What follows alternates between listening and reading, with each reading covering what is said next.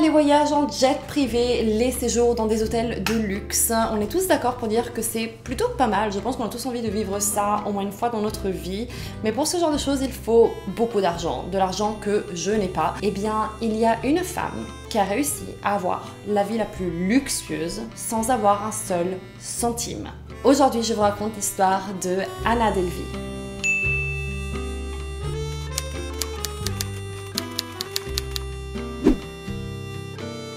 Salut tout le monde et bienvenue dans cette nouvelle vidéo avec ce nouveau décor. Yay, je suis trop contente. Voilà, j'ai réussi à m'installer un petit peu. Bon, on va pas se mentir, ça ressemble pas mal à ce qu'on avait avant.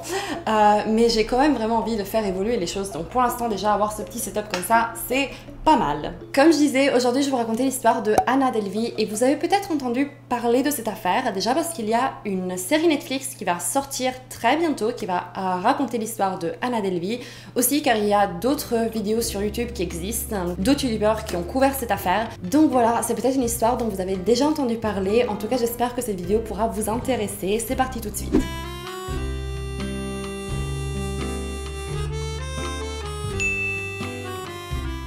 Voici Anna Delvey, mais déjà, il faut savoir qu'elle ne s'est pas toujours appelée comme ça. Cette femme s'appelle en réalité Anna Sorokin et est d'origine russe. Elle est née en Russie le 23 janvier 1991, puis avec sa famille, ils ont déménagé en Allemagne, donc elle va grandir en Allemagne. Anna grandit dans une famille qui est plutôt modeste, son papa est routier, sa maman travaille dans une petite épicerie. C'est vraiment une petite famille de la classe ouvrière assez classique, sauf que Anna n'est pas faite pour cette vie médiocre. Anna aime les belles choses. Depuis toujours, elle s'intéresse énormément à la mode, aux biens de luxe, vous savez, à ces petits plaisirs de la vie. Sauf que cet amour pour les belles choses se traduit aussi avec cette attitude très présomptueuse. En fait, elle n'est pas forcément aimable et les camarades de classe disent qu'elle prend tout le monde de haut et que voilà, c'est une adolescente vraiment difficile. C'est pour ça qu'elle avait un petit peu de difficulté à se faire des amis parce qu'elle était un petit peu comme ça hautaine. Comme si cette vie de petit paysan bourgeois ne lui appartenait pas en fait. Elle était destinée à de grandes choses. On va pas se mentir, elle a quand même l'air d'une fille assez détestable, ok? Je pense que on voit un petit peu le genre de personne. En tout cas, l'avenir va sourire à Anna puisqu'en fait, elle va décrocher une opportunité de rêve, un stage dans un magazine de mode. Le magazine s'appelle Purple et est édité à Paris. Donc en fait, elle va se rendre à Paris pour commencer à travailler en tant que stagiaire pour ce magazine. Et elle est trop contente, imaginez, elle était passionnée de mode, donc c'était vraiment l'opportunité de rêve. I am très excitée to be here. Et durant ce stage, elle va faire la rencontre de personnes assez influentes dans le monde de la mode. Elle va se lier d'amitié avec des personnes qui pèsent, en gros. Elle va même avoir l'opportunité d'aller à la Fashion Week. Enfin voilà, elle va vraiment vivre le rêve. Et c'est là que notre histoire commence, puisque quelque chose va se passer dans l'esprit de Anna à ce moment-là, et elle va littéralement péter un câble, et elle va décider de ne plus se faire appeler Anna Sorokin, son vrai nom, et va se faire appeler Anna Delvey, qui est un nom qu'elle a totalement inventé. Elle a comme ça un petit envie de renouveau, de changer d'identité, de repartir à zéro et vous allez voir que c'est le début de quelque chose qui va vite prendre une tournure bien plus intense, bien plus criminelle. Quand je vous disais qu'elle va péter un câble, c'est parce qu'elle ne va pas juste choisir de se faire appeler par un autre nom, elle va complètement s'inventer une autre vie en fait. Donc maintenant, soudainement, Anna n'est plus la fille d'un routier, c'est la fille d'un milliardaire allemand. Et en fait, elle allait hériter, à l'âge de 25 ans, elle raconte à tout le monde qu'elle allait hériter toute la fortune de son père, hein, qui allait lui déléguer la somme de 22 millions de dollars. Elle raconte à tout le monde qu'elle baigne dans l'argent et alors qu'elle est en train de faire un stage chez Purple, elle raconte qu'en fait elle fait partie des cadres les plus haut placés. Donc vraiment, elle s'invente une vie complètement, elle a envie voilà, de se faire passer pour quelqu'un qu'elle n'est pas. En plus, avec cette appartenance au monde de la mode, elle arrive quand même à porter des vêtements de marque. Elle s'habille vraiment très bien avec des vêtements très coûteux, donc ça marche à merveille. Elle va réussir à se faire inviter dans des clubs les plus exclusifs de Paris avec des gens vraiment de la jet set. Elle va vraiment rentrer dans ce milieu. Ça va marcher en fait, rien qu'avec son discours. C'est une très bonne mytho et manipulatrice.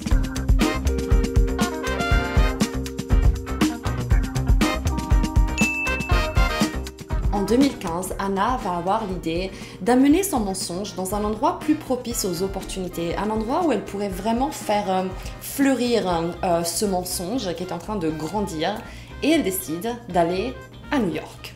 Parce que vous voyez, Anna aime les belles choses, mais elle n'a pas envie de travailler en fait. Elle n'a pas trop envie de travailler toute sa vie pour peut-être un jour pouvoir avoir un sac Louis Vuitton. Non, Anna, elle veut tout de suite. Et donc, elle décide d'aller à New York et faire une entrée fracassante. En allant à New York, Anna a envie de s'intégrer parmi l'élite new-yorkaise et son idée, c'est tout simplement de jouer le rôle en fait. Elle a tout simplement envie de se faire apparaître comme partie de cette société en se disant que ça va passer. Et elle a tout à fait raison en fait, ça passe parfaitement. Elle commence tout simplement à se montrer. Elle va aller dans les restaurants les plus chers de New York, dans les bars les plus coûteux et elle va dépenser tout son argent. Elle va même s'endetter en fait, rien que pour se montrer dans ces endroits. Et les gens vont commencer à s'intéresser à elle, ils vont la remarquer et vont lui demander qu'est-ce qu'elle fait à New York, pourquoi elle est là. Et dès qu'elle a l'occasion, elle leur dit que c'est une héritière allemande, que son père est un milliardaire. Les gens sont assez fascinés par cette petite européenne qui débarque de nulle part comme ça et qui se montre dans ces endroits si prestigieux. Et en plus, Anna avait un bon petit nombre de followers sur Instagram et est-ce que vous allez me croire si je vous dis que ça a suffi pour que les gens croient son histoire en fait, puisqu'évidemment que si on a beaucoup de followers sur Instagram, ça veut dire qu'on est riche. Donc voilà, ça l'a beaucoup aidé à alimenter son mensonge. Et elle est très très maligne, puisqu'elle en fait juste assez en fait. Elle en fait pas trop. Elle montre qu'elle a tellement d'argent qu'au final elle en a rien à faire. Donc elle est tellement généreuse avec son argent. Elle paye le repas pour tout le monde, elle commence à se faire des amis, elle les invite. Elle paye des verres à tous ses amis, elle donne des pourboires, voilà, elle va sentir des billets de 100 $ pour donner des pourboires au serveur comme si ce n'était rien du tout. Et en fait, pendant tout ce temps-là, elle est juste en train de s'endetter comme jamais. Elle dépense de l'argent qu'elle n'a pas. Anna est littéralement en train de faire la fête avec des célébrités alors qu'elle n'a pas un centime sur son compte en banque. Alors comment a-t-elle fait? Eh bien ce qui est très très frustrant de cette histoire, c'est qu'on n'a jamais vraiment compris exactement comment elle a fait. On est en train de parler d'une personne qui résidait à New York dans des hôtels de luxe à temps plein, qui mangeait dans les meilleurs restaurants, qui a voyagé en jet privé. On sait que sa technique reposait beaucoup sur des chèques en carton, des faux comptes en banque où elle était constamment à découvert. En fait, elle ouvrait des comptes pour être à découvert, puis en ouvrait un autre. Enfin voilà, elle faisait plein de petites magouilles comme ça. Mais ça reste quand même très impressionnant parce que l'histoire que je suis sur le point de raconter a duré vraiment plusieurs années et elle a réussi à maintenir ce mensonge de cette façon pendant plusieurs années.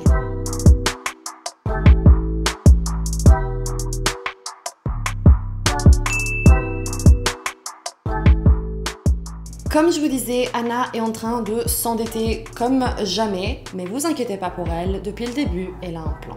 Puisque maintenant qu'elle est rentrée dans ce petit cercle d'élite new-yorkaise, elle va tout simplement commencer à profiter de ses potes. Exemple, un jour elle va décider d'aller à Venise avec un ami à elle qui s'appelle Michael Xuefuyang. Je suis désolée, je sais que je n'ai pas prononcé ça correctement. Mais ils vont aller tous les deux à Venise. Et une fois sur place, Anna se rend compte que sa carte ne marche pas. Oh zut! C'est sûrement parce qu'ils sont à l'étranger et sa carte ne marche pas à l'étranger. Donc en fait, elle va demander à son ami Michael, qui d'ailleurs, j'ai oublié de le préciser, est très très riche. Michael est le fondateur d'un musée en Chine, très très riche, donc elle va juste lui demander s'il peut tout payer pour elle en fait et de surtout pas s'inquiéter, elle va tout lui rembourser une fois qu'ils seront rentrés à New York. Michael a tellement d'argent que clairement il en a rien à faire, il va tout lui payer en disant t'inquiète, t'inquiète, tu vas me rembourser. Au final il va lui avancer la somme de 4 000, 5 000 $ et puis à chaque fois qu'il va demander si elle peut lui restituer son argent, elle a tout le temps une excuse jusqu'au moment où Michael il laisse tomber. De toute façon 4 000 $, c'est quoi au final? C'est rien du tout, donc il s'en fiche. Bref, elle a beau profiter de ses potes, se faire inviter partout, manger dans des restaurants, puis partir sans payer. Enfin voilà, elle est vraiment dans son cercle, elle est en roue libre. Mais elle sait bien qu'il y a un moment donné où il faut commencer à faire rentrer de l'argent. Il y a un moment donné où ça ne pourra pas continuer comme ça. Mais elle sait quoi faire. En fait, Anna, depuis tout ce temps, elle a un projet. Le projet de Anna, c'est quoi? Anna veut ouvrir une galerie d'art, donc une galerie d'art à New York exclusivement dédiée à l'élite new-yorkaise. Donc il y aurait voilà des bars, des restaurants dans cette galerie, tout ce beau petit monde réuni dans ce même endroit. Petit problème, ce projet coûterait 50 millions de dollars. On a bien compris que Anna n'a pas l'argent, mais elle a la solution. Il suffit de demander un crédit à la banque, mais bien sûr, un crédit pour 50 millions de dollars. Non, pas 50 millions en fait, 22 millions, puisque Anna a déjà 16 millions dans un compte en banque en Suisse. C'est pas du tout vrai, elle a aucun compte en banque en Suisse, mais elle va falsifier des documents pour demander un prêt à la banque pour 22 millions de dollars, et elle va vraiment voilà falsifier des documents pour faire croire qu'elle a déjà 16 millions dans un compte en Suisse. Ce qui est, là, on est sur de la fraude pure et dure. Elle va même se faire passer pour son comptable en Suisse, un présumé Peter, où elle va communiquer par mail avec la banque en disant que c'est Peter. Oui, j'atteste bien que Anna a bien 16 millions dans un compte en Suisse. Enfin, ça va pas marcher. Ça ne va pas marcher. Elle va pas avoir son crédit. Ça paraissait logique. Mais incroyable, elle va quand même réussir à en tirer 100 000 dollars. De toute cette petite magouille, elle va s'en sortir avec 100 000 dollars, ce qui est énorme. Ces 100 000 dollars ne lui permettront peut-être pas d'ouvrir la galerie d'art, la Anna Delvey Foundation, mais ils vont quand même lui permettre de garder son style de vie, donc de rester à New York, se faire de nouveaux amis, profiter de ses nouveaux amis et ainsi de suite.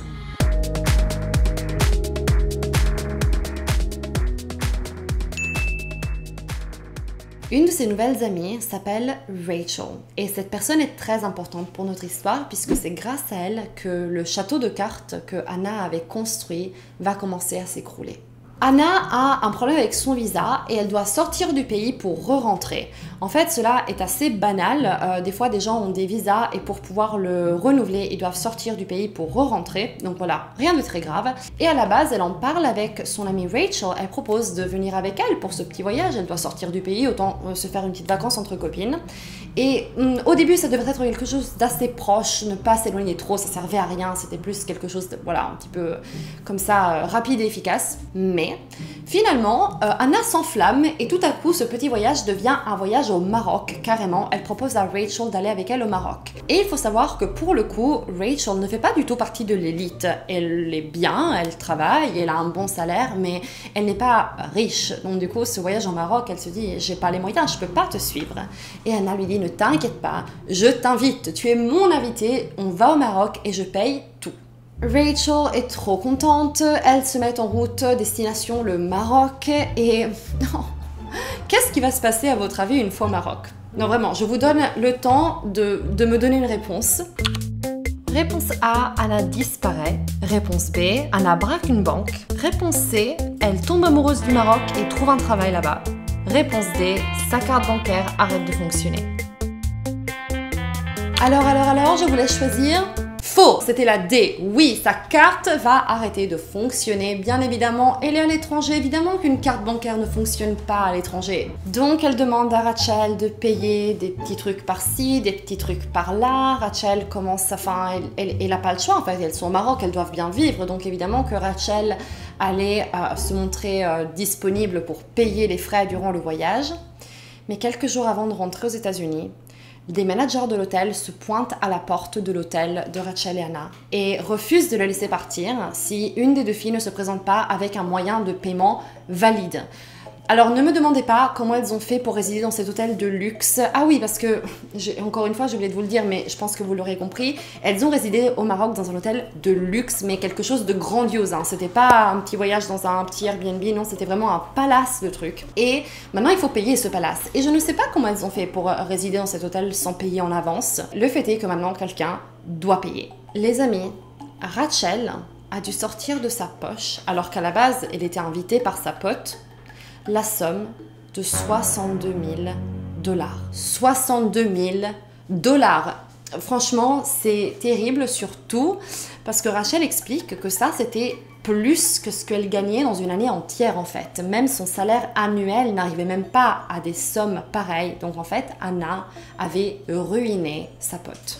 Rachel a tout fait pour essayer de se faire rembourser, mais vous imaginez bien qu'elle n'a jamais vu l'ombre d'un centime de cette somme. Rachel va écrire un livre sur cette histoire, donc voilà, sachez qu'il y a un livre qui existe écrit par Rachel qui raconte un petit peu comment elle s'est fait avoir par cette personne qu'elle croyait être son amie. Et Anna, sincèrement, fait peur en fait, puisqu'au-delà d'être cette arnaqueuse, elle a vraiment un détachement total avec la réalité. Elle ne comprend pas que ce qu'elle a fait, c'est mal en fait. Elle a fait des interviews suite à tout ça et on voit bien que selon elle, elle n'a rien fait de mal. Elle dit même que c'est les gens qui sont stupides et qu'elle n'a pas le temps pour la stupidité des gens et que c'est eux qui ont accepté de lui donner de l'argent et puis voilà, enfin elle ne voit vraiment pas là où est le problème et elle est un petit peu déconnectée de la réalité comme si elle avait fini par croire à son propre mensonge. I have no patience for people's stupidity. Mais pour Anna, c'était le début de la fin, puisque suite à cette histoire, la situation va de plus en plus mal. Elle va commencer à se comporter de façon de plus en plus risquée. Elle va dans des restaurants sans payer, sans prendre aucune précaution. Elle fait la même chose dans des hôtels. Elle va dormir dans des hôtels, puis partir sans payer. Et la situation commence vraiment à se resserrer autour d'elle, jusqu'au jour où les policiers l'attendent à l'extérieur d'un restaurant, puisqu'en fait, les propriétaires du restaurant avaient compris qu'elle avait l'intention de partir sans payer. Donc, ils avaient appelé la police et la police l'attendait à l'extérieur et Anna va enfin être arrêtée. Mais ils étaient loin d'imaginer ce qu'ils allaient découvrir une fois qu'ils auraient commencé à creuser sur cette personne. Et finalement, en 2019, Anna a été reconnue coupable pour justement toutes ces fraudes et toutes ces activités criminelles. À son image, durant le procès, Anna se montre très froide, sans aucun remords en fait. Et encore une fois, ce procès nous montre la personnalité un petit peu narcissique, si je peux me permettre, de Anna. Alors qu'on lui propose un deal de plaider coupable et ne prendre que entre 1 et 3 ans de prison, elle refuse, Anna refuse parce qu'elle veut apparaître devant la cour et elle veut pouvoir raconter son histoire. Et en rejetant ce deal, sa peine pouvait aller de 4 à 12 ans de prison, donc clairement elle avait perdu au change, mais pour elle c'était pas grave parce que ce qu'elle voulait c'était raconter son histoire devant la cour et pouvoir s'exprimer. La légende raconte qu'elle aurait voulu faire appel à un styliste pour sa garde-robe devant le juge pour être vraiment au top. Meu Deus do céu! En quelle planète je suis? Et que finalement elle est assez contente de l'attention médiatique que le procès est en train de lui apporter. Elle avait d'ailleurs déjà visualisé le moment où son histoire pourrait être racontée dans un film et avait envisagé Jennifer Lawrence pour incarner son rôle. Ce qui est assez ironique lorsqu'on pense que finalement, elle l'aura eu. Elle aura sa série qui va sortir sur Netflix bientôt, même si c'est pas Jennifer Lawrence qui incarnera son rôle, mais c'est quand même ce qu'elle voulait à la base. Donc au final, elle va passer 4 ans en prison, c'était la peine minimale. À la base, ça pouvait être entre 4 et 12, donc au final, elle a eu beaucoup de chance. Elle est sortie pour bonne conduite. Elle a payé une amende de 24 000 $ et aussi une somme de restitution de 200 000 $. Elle va reconnaître ses torts à un moment et dire qu'elle est désolée, mais ce qui est incroyable, c'est qu'elle va revenir en arrière par la suite et dire, je cite, « Le fait est que je ne suis pas désolée. Je serais en train de mentir à tout le monde ainsi qu'à moi-même si je disais que je suis désolée pour quoi que ce soit. Je regrette la façon dont j'ai fait certaines choses. » Pour le sondage d'aujourd'hui, j'ai envie de vous demander que pensez-vous de la peine de Anna? Est-ce que vous pensez que pour les actes qu'elle a commis, 4 ans de prison, c'est une peine trop sévère, juste ou pas assez sévère? Comme toujours, vous retrouvez le petit sondage dans l'espace communauté. Alors j'avais envie de savoir un petit peu que faisait Anna aujourd'hui, en 2022. Où est Anna? Qu'est-ce qu'elle devient? Puisque comme je vous disais, elle est sortie de prison. Eh ben, je n'ai pas la réponse. Je sais qu'elle a eu des problèmes avec l'immigration et qu'à un moment donné, on parlait de déportation. J'ai été voir sur ses réseaux sociaux et la dernière photo a été postée en mars 2021. Donc, à partir de mars, je ne sais plus où est passée Anna. Je ne sais pas où elle est. Je ne sais pas si elle a eu d'autres problèmes avec la justice ou pas. En tout cas, ce qui est sûr, c'est que la série va bientôt sortir et je suis très curieuse de regarder cette série puisque après avoir découvert la réelle histoire, eh bien, j'ai vraiment envie de voir comment Anna va être représentée dans cette série. Est-ce qu'on va essayer de peut-être, je sais pas, glorifier un petit peu son histoire ou je veux voir sous quelle lumière ils vont la faire apparaître, je suis très curieuse. Les amis, c'est tout pour aujourd'hui, j'espère que cette vidéo vous aura plu et je vous retrouve très vite pour une prochaine vidéo. Ciao!